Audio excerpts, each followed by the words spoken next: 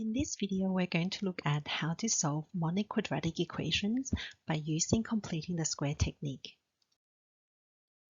For our first example, we're going to be solving the quadratic equation x squared plus 6x minus 10 is equal to 0.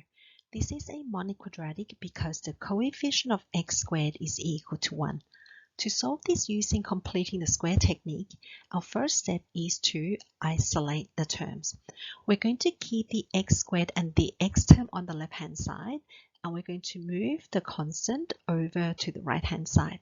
So this equation can be written as x squared plus 6x on the left, and we're going to add 10 to both sides, which cancels out the constant, so that we have got the 10 by itself on the right-hand side.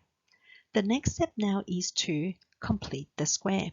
What we want to do is we want to add a number to the left-hand side to make the expression on the left-hand side a perfect square.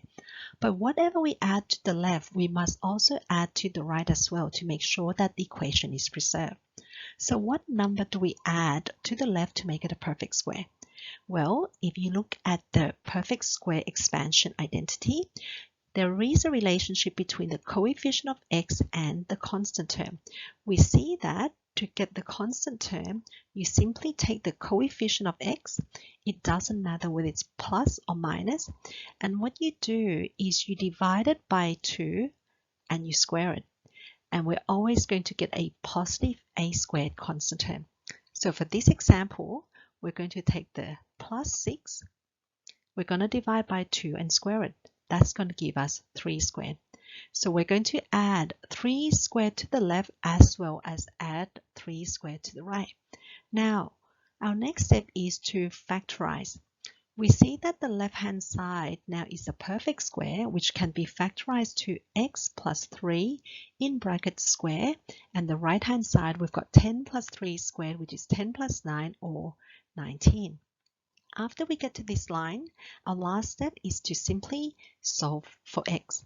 To solve for x, we take the square root of both sides to get rid of the square. But in doing so, we need to remember that we can get both plus and minus answers on the right. So what we're now going to get on the left, we've got x plus 3 is equal to plus minus the square root of 19. And to get x, we subtract 3 from both sides. And therefore, our final answer is x is equal to negative 3 plus minus the square root of 19. Our second example, we're going to be solving the quadratic equation x squared minus 3x plus 1 is equal to 0. This quadratic is again a monic because the coefficient of x squared is equal to 1.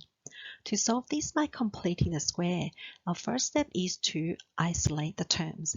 We're going to keep the x squared and the x term on the left-hand side, and we're going to move the constant term over to the right-hand side. So this equation can be rewritten as x squared minus 3x.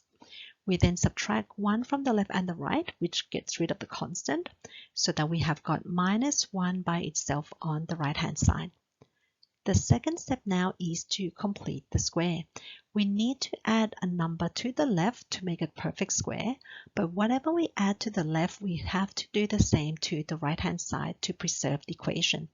To find the number to add, we use the perfect square identity, and we take the coefficient of x and we divide it by 2 and square it.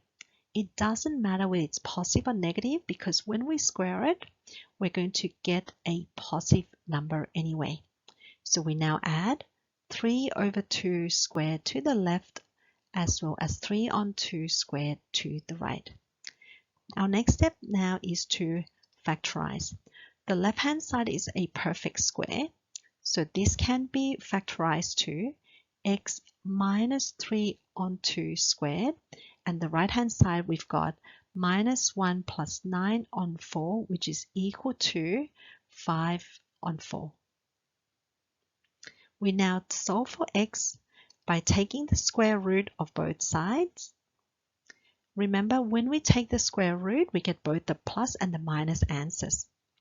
And remember, we can separate this into the square root of 5 over the square root of 4, plus minus, and the square root of 4 simplifies to 2. We now have got x minus 3 on 2 is equal to plus minus the square root of 5 on 2.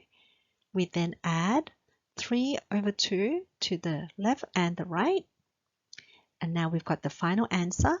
X is equal to 3 over 2 plus minus the square root of 5 on 2, which is the same as 3 plus minus the square root of 5 all over 2. Thanks everyone for watching. In our next video, we're going to extend on this and look at how to solve non-monic quadratic equations by completing the square. See you all in the next one. Bye for now.